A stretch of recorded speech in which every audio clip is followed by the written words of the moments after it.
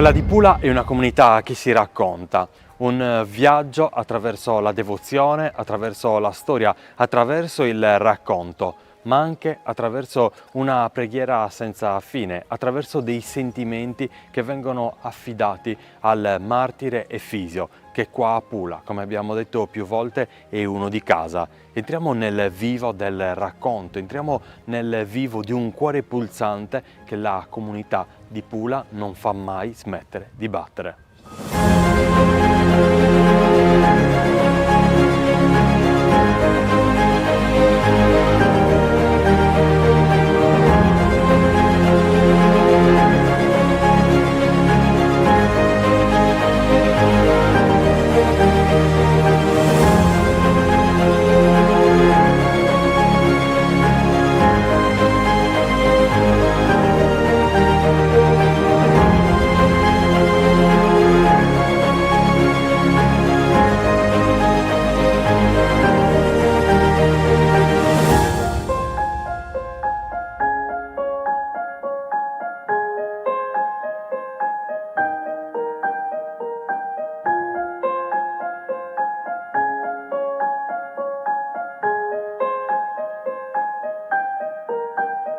Direi che il sentimento prevalente è l'attesa, quindi il popolo attende Sant'Efisio che anche quest'anno verrà a visitare la comunità. Attesa non semplicemente di un personaggio, direi, sembra paradossale, neppure semplicemente di un santo, ma l'attesa di un fratello, più che di un amico, di un fratello, quindi di un componente della famiglia che ritorna e come tale viene accolto. Quindi per accogliere questa persona cara, questo fratello che viene in visita ancora una volta, bisogna essere pronti, bisogna prepararsi, bisogna mettere in atto tutte quelle dinamiche proprie dell'accoglienza.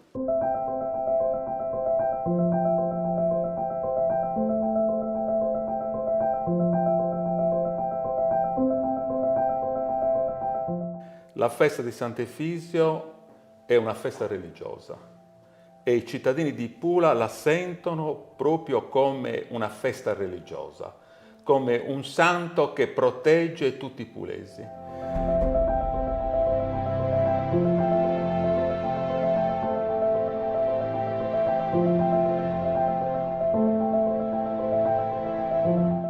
Walter Cabasino è il sindaco della comunità di Pula, grazie per l'ospitalità, per l'accoglienza. Cosa significa amministrare un paese che ha come suo familiare, come suo concittadino Sant'Efisio? È una grossa responsabilità, perché è un onore e una grossa responsabilità.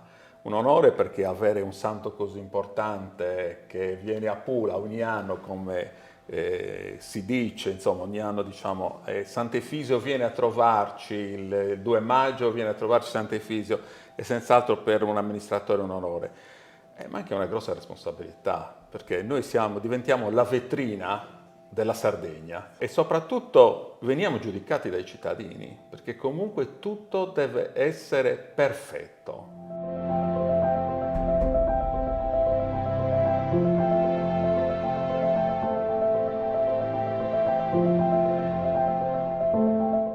Diciamo che nasco come presidente di comitato, nonostante la devozione a Sant'Efisio. Il comitato incomincia a fare le prime riunioni più o meno a metà febbraio. Poi si fa la riunione col parroco, si fa la riunione con l'amministrazione comunale e poi una volta che loro ci danno l'ok si incomincia a fare la questua, quindi si passa casa per casa a chiedere un'offerta per fare, diciamo, la festa religiosa, mentre per fare la festa civile di solito ce la dà un contributo all'amministratore comunale, qualunque esso sia, ecco.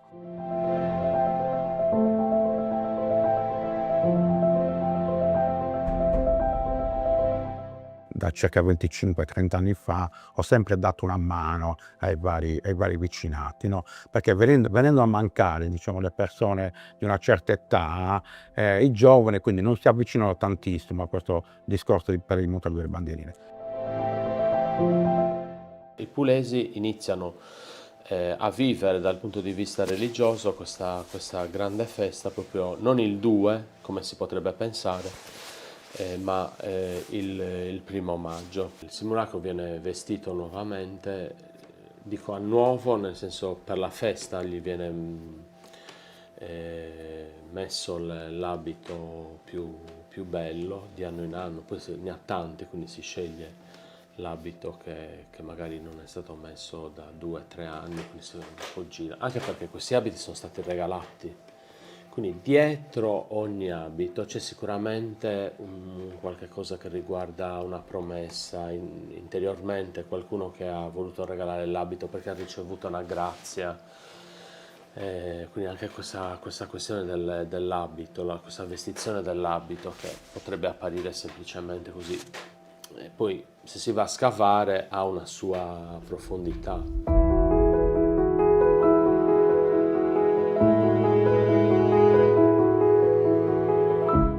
Noi dal 5 di maggio pensiamo alla festa dell'anno successivo, quindi per 360 giorni, alla fine, togliendo quei 2 o 3 giorni di festa, noi viviamo incentrando la nostra giornata sulla festa di Sant'Efisio. Nel senso, ogni giorno ci capita di incontrare qualcuno, quasi tutti i giorni, che ha voglia di vestirsi mai l'anno successivo e sa che prima arriva a casa e prima ha la possibilità di scegliere tra la marea di abiti e di gioielli che possiamo prestare.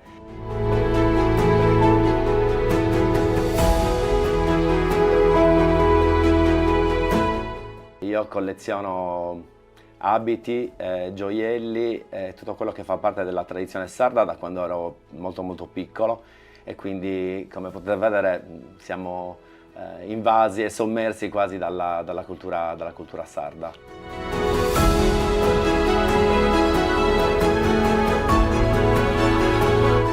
Abbiamo 2 abiti completi, uno del 1860, sono entrambi abiti da donna, abiti femminili. Appartenevano alla mia famiglia, uno era della mia trisnonna, l'altro invece è un abito del 9, un abito da matrimonio della mia bisnonna. L'abito che vedete è un abito di massima gala, inquadrabile tra il 1860 e il 1880. Poche donne potevano utilizzare abiti di questo tipo perché era proprio il massimo dell'eleganza. Quindi dai colori e dai tessuti ci rendevamo conto in strada di chi avevamo di fronte, quindi la carta d'identità dell'interlocutore. Potevi già capire se potevi guardarla o meno, una ragazza, se avevi pensato di fidanzarti con lei. È una donna molto ricca perché il tipo di gioielli che indossa ci fa capire che è una donna di un ceto molto elevato, forse il più elevato. Noi abbiamo ricostruito con questo abito la donna più ricca del paese. Questa gonna è identificativa proprio, tant'è che mia moglie usa questa proprio perché è identitaria. Capiamo che vestita così puoi essere soltanto di Pula, perché se fossimo di un altro paese avremmo delle caratteristiche leggermente differenti. Trovarli da uomo a Pula è quasi una rarità, forse ne contiamo 2 o 3 completi, proprio perché gli uomini, partendo per le guerre, lavorando nei campi con l'usura dell'abito, hanno dismesso precocemente il modo di vestire, il costume, perché poi è subentrata la moda, e quindi da uomo abbiamo pochissimi pezzi.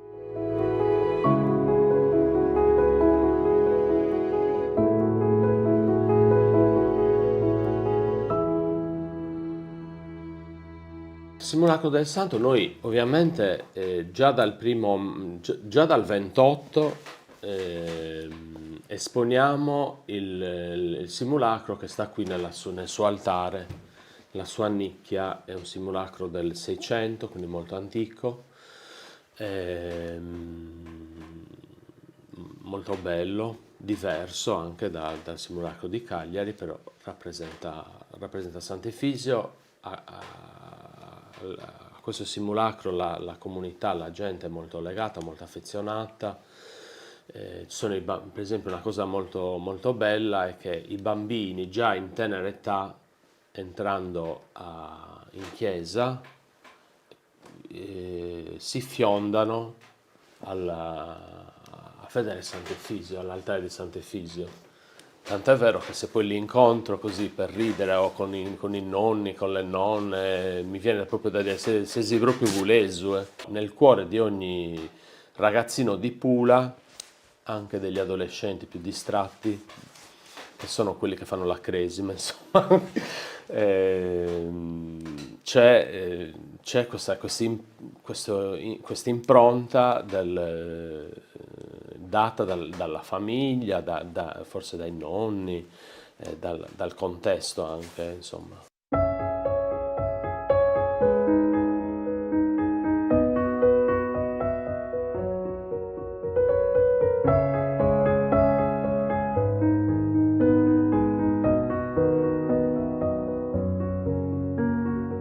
Fra i gesti di accoglienza, un gesto che caratterizza la festa in ogni caso e non può mancare è Sarramadura. Il tappeto di fiori e di petali e di essenze profumate quali il mirto, il rosmarino, la menta, insomma, in modo tale che scaturisca anche il profumo dal calpestio sia delle ruote del cocchio che dal calpestio delle persone che poi camminano in questo tappeto che si snoda per tutto il paese. E anche questa ramatura avviene, insomma, le essenze vengono cercate, poi non dico i fiori che probabilmente adesso vengono acquistati la maggior parte.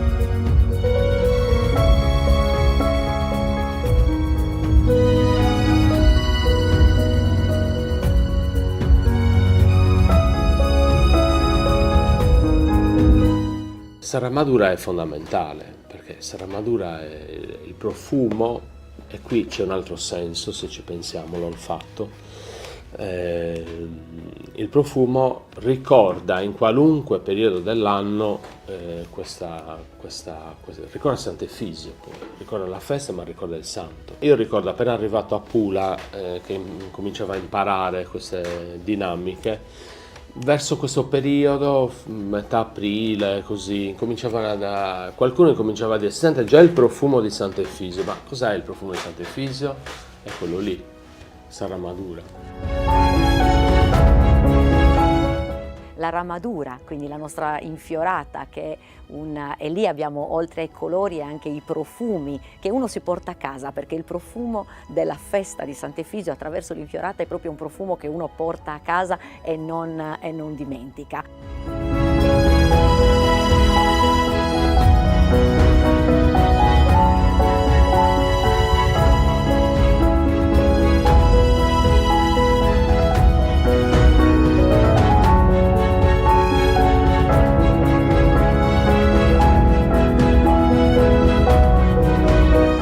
Il cocchio di Sant'Efisio richiama, evoca continuamente, anche a vedere, per esempio qui abbiamo vissuto ormai un momento molto bello che è Domus Antigas, dove anche la parrocchia partecipa attraverso quelle che sono la rappresentazione delle tradizioni più radicate, quindi la parrocchia non può partecipare a Domus Antigas se non dice a chi viene ancora qualcosa su Sant'Efisio, quindi che cosa di più evocativo che mettere il cocchio in piazza di chiesa e la gente passa e vede il cocchio e si ricorda di Sant'Efisio, allora chiedono: ma questo è il cocchio che arriva da Cagliari oppure un altro? Quindi bisogna spiegare, e quindi lì c'è qualcuno che spiega, e intanto mentre spieghi tiri fuori tutto il meglio che c'è dell'affetto a Sant'Efisio. Che cosa significa per te ogni anno ricoprire questo ruolo? Diciamo è un onore, cioè innanzitutto rappresentare appunto una parte della festa e della processione. Prima c'erano i LECAS, che sono i carratori di Cagliari, che si arrivava da Cagliari in processione, naturalmente ci si fermava a Pula per la messa e poi si continuava direttamente a Nora e stazionavano lì, in quel piazzale vicino alla chiesetta, il cocchio parcheggiato lì, i buoi a pascolo in quei terreni, ed era così.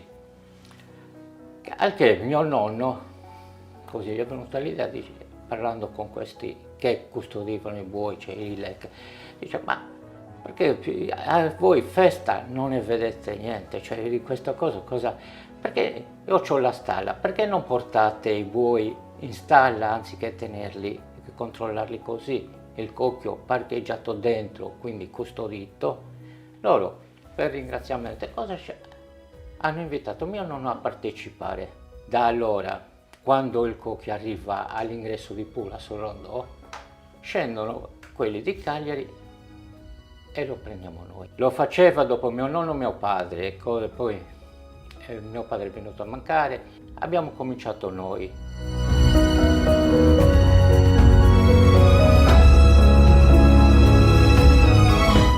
La confraternita ha veramente un ruolo fondamentale. Custodisce la memoria, custodisce la fede, custodisce la tradizione, tutti i gesti più religiosi, diciamo così, riguardanti la festa di Sant'Efisio. Custodisce la chiesetta anche di Nora.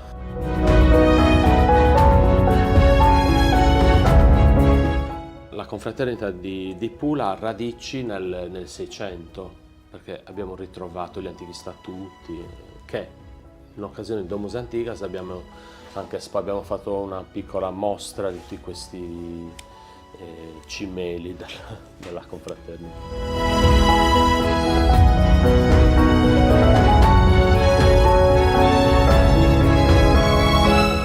Ad accogliere un fratello ci si prepara sicuramente nel migliore dei modi, è anche quello che noi adesso ci stiamo accingendo a fare, ovvero il pane cerimoniale degli sposi e delle festività è uno dei tanti modi. Questo pane servirà per allestire la tracca di Pula. Sant'Efisio è un ritrovarsi, perché non dobbiamo mai dimenticare che tutta questa devozione, questa fede non è mai scollegata anche dall'aspetto diciamo gastronomico e dall'aspetto conviviale. Siamo un pochino come dei bambini che aspettano il Natale. Tutto l'anno siamo lì che non vediamo l'ora che arrivi Sant'Efisio. Siamo pronti lì ad accoglierlo, a confidarci con lui.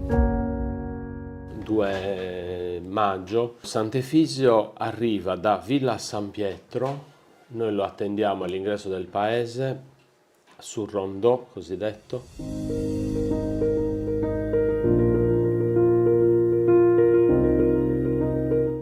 Il momento dell'ingresso del santo sul rondò è qualcosa di indescrivibile, mi commuovo, non si può descrivere la potenza di quel momento, va oltre ogni immaginazione per chi lo vive da generazioni.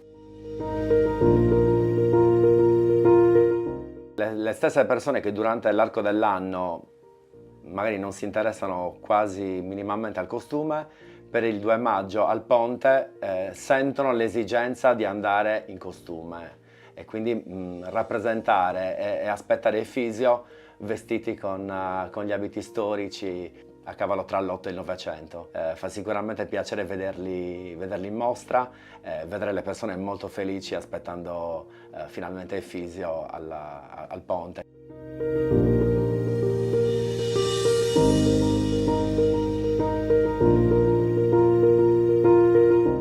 Quindi il 2 è fondamentale, perché tutto il paese viene fuori dalle case, tutti vogliono.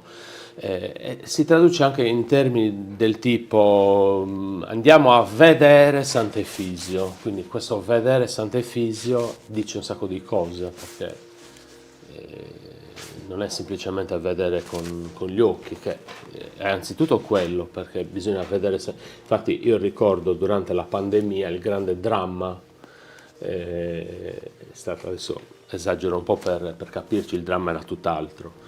Però il grande dramma era quello di non poter vedere Sant'Efisio, e questo non vedere Sant'Efisio significa quasi privarsi per tutta per tutto l'anno di quella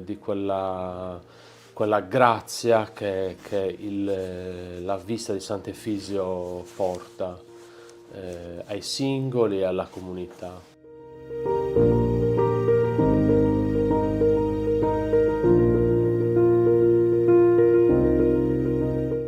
Ormai da anni sono solito dare il benvenuto a Sant'Efisio come parroco della comunità, c'è anche sempre il sindaco lì insieme a me, lo accogliamo insieme in realtà, però io uso accoglierlo aprendo la portina del cocchio con l'incensazione del simulacro e poi con un messaggio, una preghiera, un messaggio di benvenuto anche, potremmo dire, in sardo.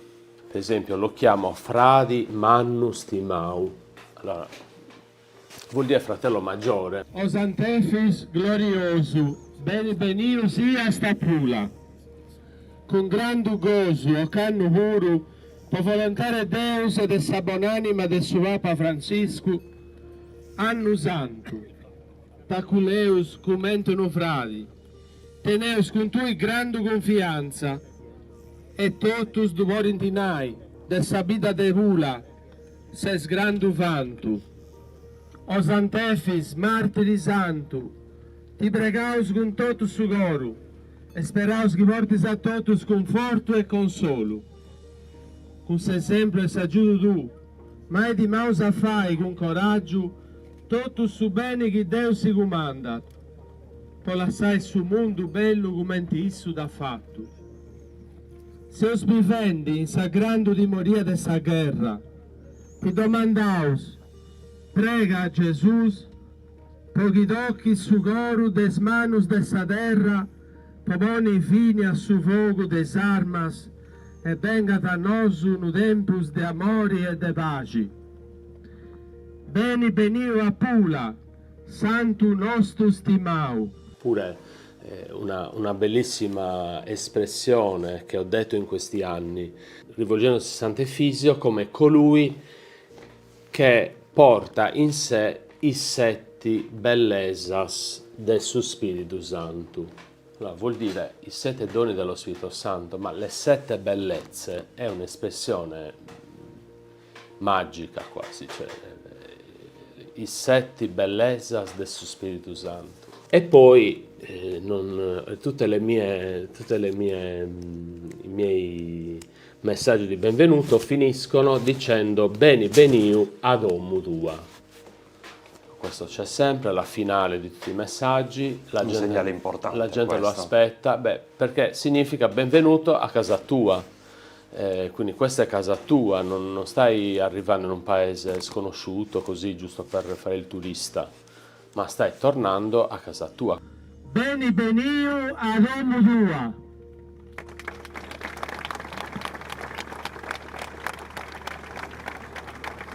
Io do il benvenuto a Sant'Efisio, naturalmente non faccio discorsi perché io dico sempre che Sant'Efisio è una festa religiosa, quindi spetta all'autorità religiosa, al parroco, dare il benvenuto, quindi lui fa proprio una preghiera, un discorso.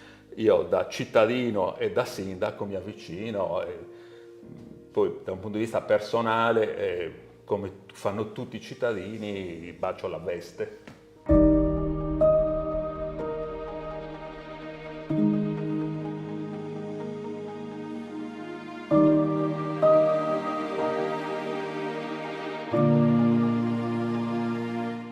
Gianfranco, grazie per averci ospitato Benvenuti. in questo spazio. Benvenuti Roberto e a voi tutti. Grazie, qua a Pula tutto parla di Sant'Efisio. Che cosa sta succedendo alle nostre spalle? Beh, stiamo iniziando gli allestimenti del carro, io da anni con le ragazze che mi danno la disponibilità d'aiuto. Prepariamo questo carro per Sant'Efisio. Io soprattutto, e come tanti altri, l'aspettiamo quasi tutto l'anno. Poi ho anche i buoi, la ricorrenza che quasi quasi la vivo quasi giornalmente questa festa. Saremo l'ultimo carro della chiusura della processione di Sant'Efisio, perché l'altro carro di Pula apre la processione e io chiuderò la processione dei carri dei Straccas a Cagliari. Il 2 maggio lo aspetteremo sul Rondò, come tradizione di tutti i pulesi, andare incontro a questo santo sul Rondò, che è un punto di riferimento.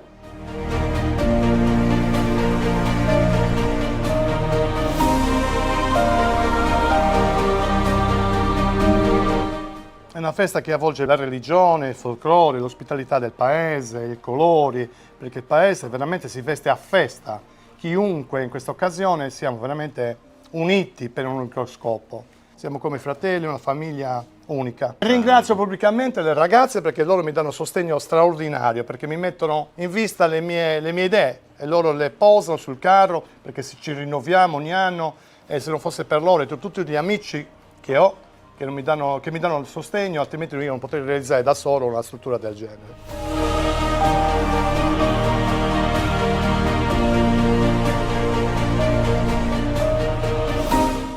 La tracca anticamente era il mezzo che le famiglie usavano per andare alla festa, quindi non era un semplice ornamento della processione del 1° maggio. Io ho iniziato insieme alla buonanima di mio fratello a salire in tracca, proprio a farla noi a salire in tracca nel 1989. Una tradizione di famiglia, stiamo cercando di continuare, di portare avanti e di trasmettere anche ai nostri figli.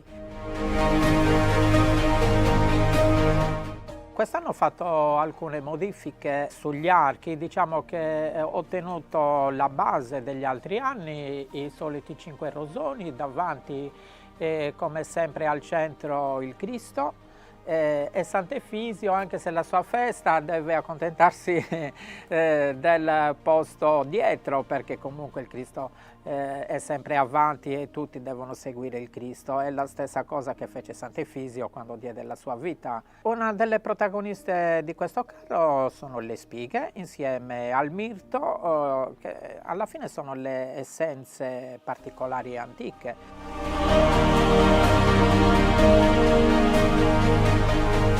Ci sono i momenti della preghiera, c'è il momento del divertimento, tanto è vero che ci sono i momenti che cantiamo il rosario antico che cantavano i nostri nonni in lingua sarda, e poi ci sono anche i momenti che facciamo magari dei trallallera, però sempre intonati a quello che diciamo l'occasione, e quindi dedicati a Sant'Efisio.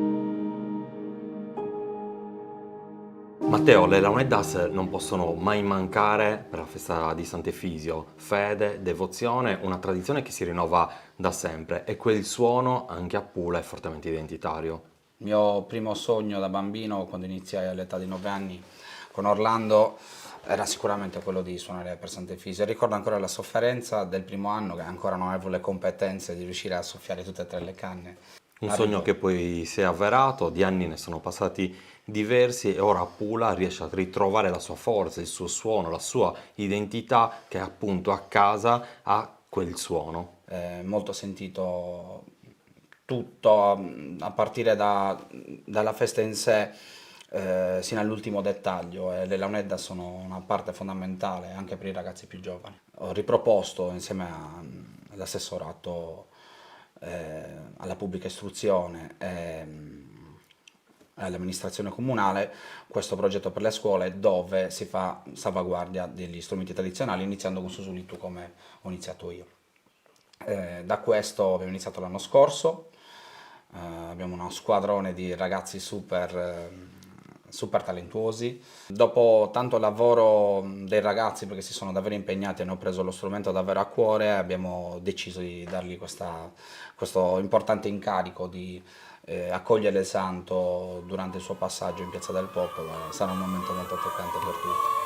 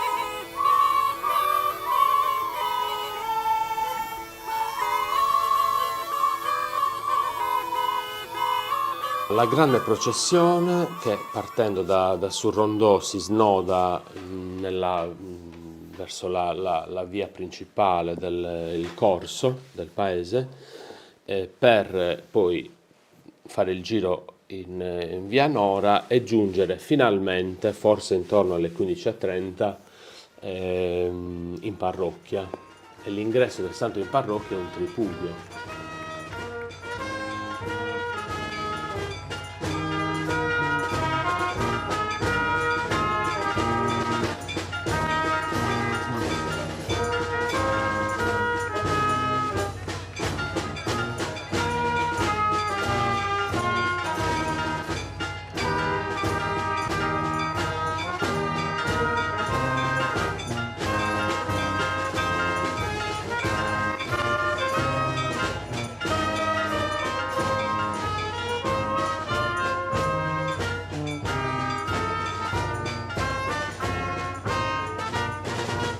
Quindi l'ingresso in chiesa, il simulacro del santo viene deposto nel suo soglio, poi la benedizione eucaristica e poi si riprende alle 17:30 per la messa e finalmente poi la processione verso Nora.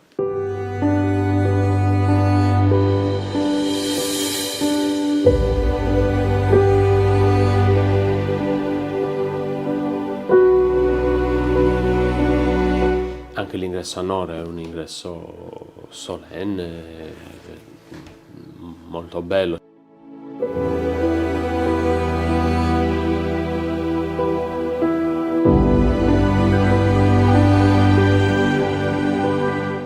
Noi siamo nati e cresciuti nel luogo del suo martirio e questo non lo dobbiamo scordare. Tutto è partito da qua, è partito da Pula, è partito da Nora. La chiesa a lui dedicata nella spiaggia di Nora è intrisa di fede e di devozione e noi siamo abituati a frequentarla fin da bambini.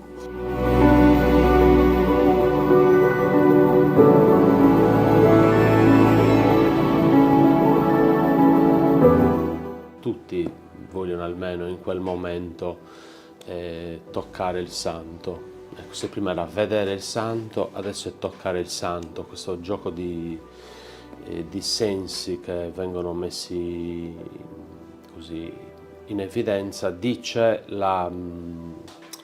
l'umanità con la quale la gente accoglie il santo, vive la fede. A volte noi, dico anche i preti molto spesso, insomma, quando tentiamo, ci viene quasi...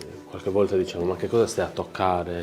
Basta pregare. Invece non è così, perché abbiamo bisogno di cose concrete, quindi anche nella nostra vita affettiva, normale, quotidiana, non ci basta pensare o conoscere da un punto di vista così intellettuale, abbiamo bisogno di una conoscenza carnale, che poi è tutto il mistero dell'incarnazione.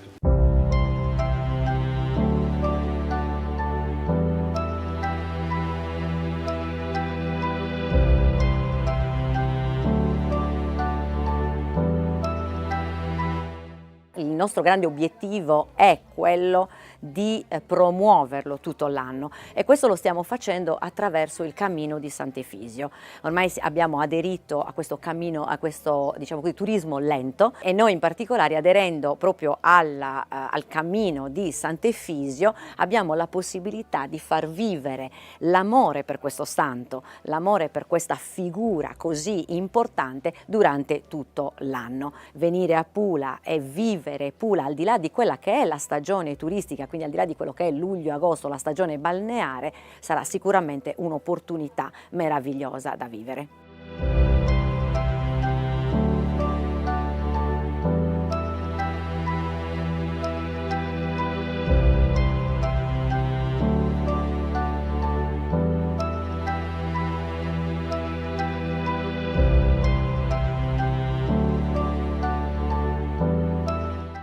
Sentimento è un sentimento anche di ringraziamento per quante volte ci ha aiutato, anche molte volte così nella nostra vita ci sono delle anche piccole cose che possono essere insignificanti, però a noi piace pensare che sia andato bene perché Sant'Efisio ci ha aiutato.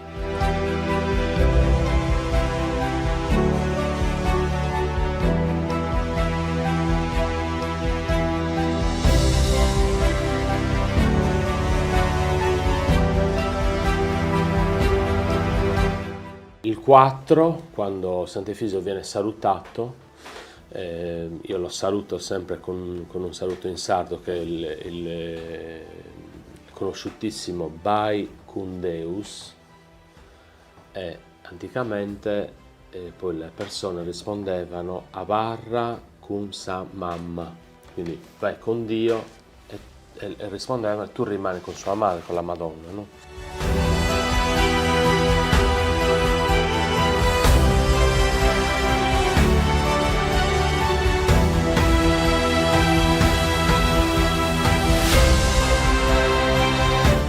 Io penso che la ricerca vada divulgata, perché se io un giorno all'improvviso me ne andassi dall'altra parte, tutto quello che ho scoperto finirebbe con me. Quindi io continuamente parlo, cerco di trasmettere qualcosa in modo tale che questo processo di riscoperta di quello che per tanti anni è veramente stato nell'oblio possa finalmente vedere la luce e migliorare molto di più rispetto a quello che magari io sto facendo in questi anni.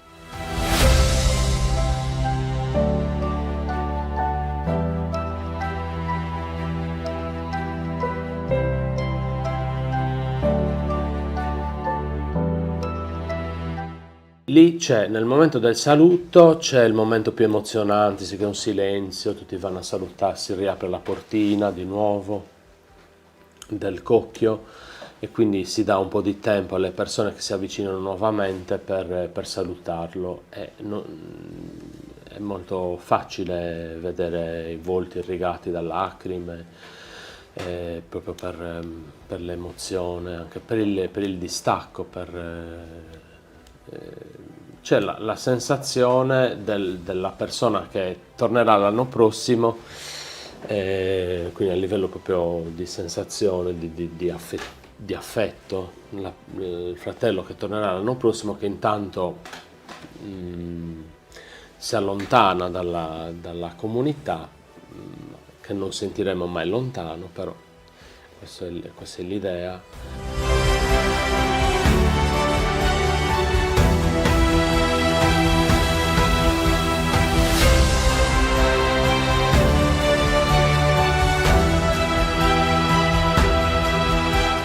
Noi, a me piace dire questo, che noi abbiamo un'eredità, delle eredità. Abbiamo l'eredità genetica che ci viene dai nostri padri, poi abbiamo un'eredità culturale.